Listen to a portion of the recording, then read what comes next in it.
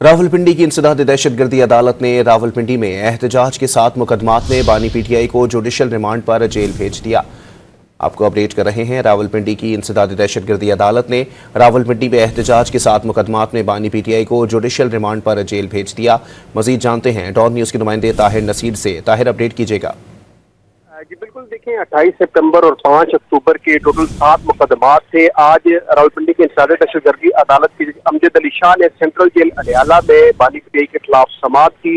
दौरान समाअत बानी पीटीआई को कमरा अदालत में पेश किया गया। पुलिस की जानिब थाना न्यू टाउन पुलिस ने 6 रोजा जिस्मानी रिमांड मुकम्मल होने के बाद बानी पीटीआई को अदालत में पेश किया था। पुलिस की जानिब से बानी पीटीआई के खिलाफ 28 सितंबर और 5 अक्टूबर को जो दर्ज 7 मुकदमात थे उनमें सदा की गई कि तफ्तीश मुकम्मल हो चुकी है। बानी पीटीआई को जुडिशल रिमांड पर जेल भेजा जाए। अदालत ने पुलिस की सदा मंजूर करते हुए बानी पीटीआई को 7 मुकदमात में जुडिशल रिमांड पर जेल भेज दिया है। बहुत शुक्रिया ताहिर।